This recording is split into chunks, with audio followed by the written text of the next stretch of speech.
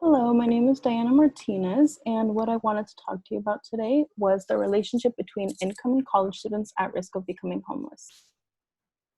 So, some background, I did read some articles who actually had experts go out and talk to, people who were college students and who were actually experiencing homelessness.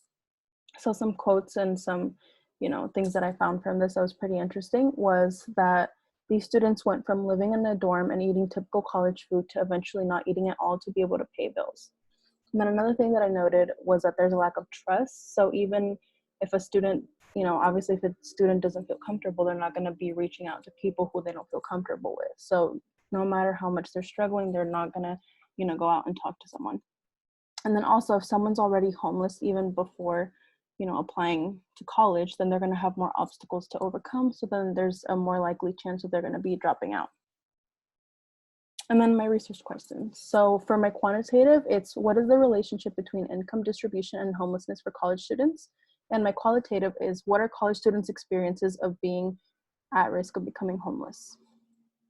So for my quantitative methods, my data sources were IPUMS, or Integrated Public Use Microdata Series.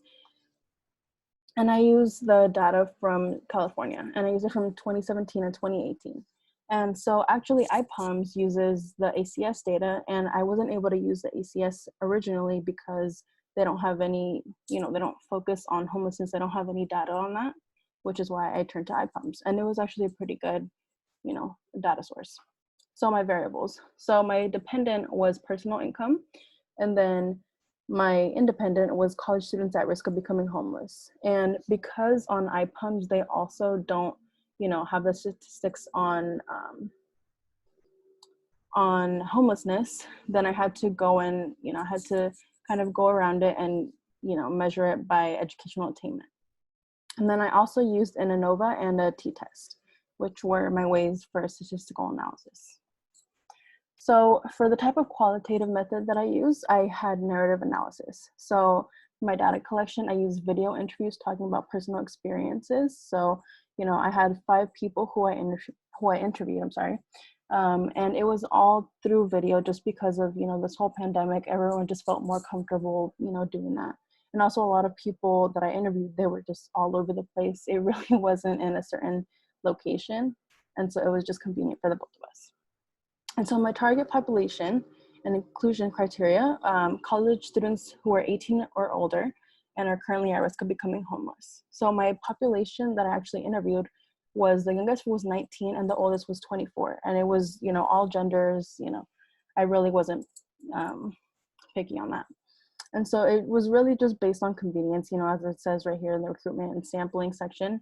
It was just whoever consented to an interview and whoever, um, could relate to this right here. So here's one of the graphs that I made, and it's on educational attainment and hours worked per week. So then here's, 4 different years. So with 1 year of college, 2 years, 4 years, and 5 years. And then here's the hours that they would work per week. So 1 to 14, 15 to 34, 35 plus, and NA. And I'm going to be explaining that in the next slide. So the data that I got was from IPUMS, and I used 2018 ACS data from California. So my independent variable is educational attainment in the last slide that I showed you. And the dependent is hours worked per week. So the biggest change that I noticed was that first years, they were 46.4%, then they worked 35 plus hours when they had been in college for 5 years, and increased to 64.22. So that's a pretty big difference. There's a 17.8 difference compared to first years who only had a 1.1 difference. And so, as I said, there was an NA section, and I just wanted to explain it right now. So not all of the data was able to be recorded. People couldn't go to every single college student and, ask them, or like college graduate, I should say. They weren't able to ask every person about their, their situation. So that's why there's an NA section. It's just like a hypothesis type of thing, like a filling in the blanks. So here's another graph that I did, and it's on total personal income and educational attainment. So here's the types of income. So I put it in different ranges. So less than 10,000, and so on. And then here's the biggest range, and this is for first years and this is for 5th years. So you can see the difference right here. A lot of people, they ranged in this section, and then I'll go ahead and talk about that in the next slide. So my my independent variable was educational attainment, and my dependent variable was total personal income. So a majority of the college students in their first year made less than 10,000, and it stayed around 5 to 6% for a majority of the incomes for the first years. As I mentioned, there was it ranged about the same for the in the middle section. And then my p-value was actually 0.008425, which means that there's a less than 5% chance that the data is random, but greater than 95% chance that the data is significant, which means that my data was significant. So, I did want to talk about my qualitative methods. So my participants, as I mentioned before, were college students who have experienced or have been at risk of becoming homeless and were from ages 19 to 24. So more than one participant worked multiple jobs at the same time. So participant 1 said, at one point I had 3 jobs. There would be times where I would have 1 day off a month. Participant 2 mentioned, I did work more than I was supposed to just because I knew I would get more money. And participant 4 said, all of my paychecks from one job were going to paying rent in school. So I had to get another job to have extra money to pay for school since I had to pay out of pocket. And continuing from my qualitative methods, another theme that I noticed was that multiple participants had lived in their car while also being in college. So participant 3, I had managed to handle every bad situation up until that point. So I figured I have no other option, so I guess I'll live in my car. And participant 4 said it was scary because we knew we were not going to be able to afford a lot of these places, so we did live out of our car for a couple weeks. So the fact that, there was more than one person who actually had to resort to living in their car, it just shows, the lengths that people will go just to be able to, get their degree and to get themselves through college. So another thing that I noticed was that more than one participant mentioned that dealing with financial aid is a hassle. So for participant 1, they said, the financial aid office is always a mess, especially if you're not a citizen. I had to provide so much paperwork and proof for myself and for my mom just to get 1 dime of what I got. It's so frustrating, and it's happened multiple times. I thought, one more paperwork do I have to send? And then as they continued, I asked oh, well, is there any other way that they can help you besides just paperwork? And they said, their way of helping was more paperwork, more proof. So no, they did not really help me. If anything, they deterred me from trying to get help from them.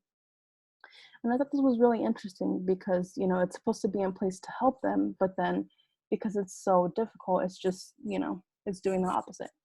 So participant 3 said, since I am 19, I don't, it means that they're automatically still a dependent just because of their age.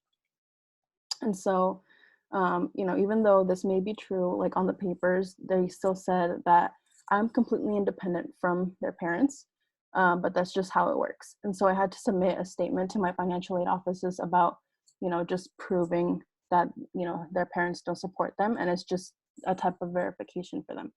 And they wanted to verify that they were working full-time and living on their own. And then another thing that I noticed was that some people had already been homeless even before they were college students. So participant 3 said, I was living in a tent on the Russian River because I had no place else to go and no car at the time because I could not afford to pay for it. Something that I noticed with this participant was, they did have a car and then they were living in their car for a bit, but then once, that car got repoed, it got towed and stuff, then they had to resort to living in the tent on the Russian River. And also participant 5 said, we were homeless because my mom was smoking all the money she was making. From there, we went into the foster care system. Then my mom was in and out of shelters. And then also at homeless shelters, apparently they drug test you. So as she says right here, if you test dirty while you're in a shelter, they take you out and you have to figure it out. So I thought that was kind of interesting because you would think that homeless shelters, they're in place to help people. But, if someone who's struggling with an addiction, if they, if they fail one time, then they're kicked out and they're just back on the streets. And then another thing that I noticed was that they all agree that this experience has taught them independence. So participant 1 said, I didn't want my mom's help and she's a single parent and I didn't want her to carry the burden of another financial investment. She was already doing so much, so that's why I sacrificed myself in a way. I just wanted to do it on my own and prove to myself that I can invest in my own future rather than relying on my mom. And then participant 4 said I could afford to spend like $20 on mini golfing for me and my 2 roommates. But then some people say, oh, why are you doing that if you're going to struggle? But I deserve to do nice things for myself and have fun, even if I might have to cut back a little bit next week. And I thought this was one of the best quotes that I got, just because it shows the double standard. You know, if someone with money were to be like buying whatever they wanted, then it wouldn't be a problem. But because this person was, you know, struggling a little bit, just because they went out one time, people were automatically critiquing them on that. And they thought, well, I'm human, you know, I'm young. Like, what's the difference between me and someone else? So some of my limitations for my quantitative section were that the IPUMS data, obviously, you know, they couldn't get everyone in California's answers for the educational attainment and hours worked per week, which is why there's a missing section. You know, obviously that wasn't the case for both of my graphs, but it just shows that there were some limitations right there. And so also ACS and IPUMS don't count homelessness in their data, which resulted in me having to focus on income and educational attainment. So although, you know, I was able to get my data and everything, it was still more of a struggle for me just because I didn't have the ACS and I didn't, you know, I just had to find a loophole.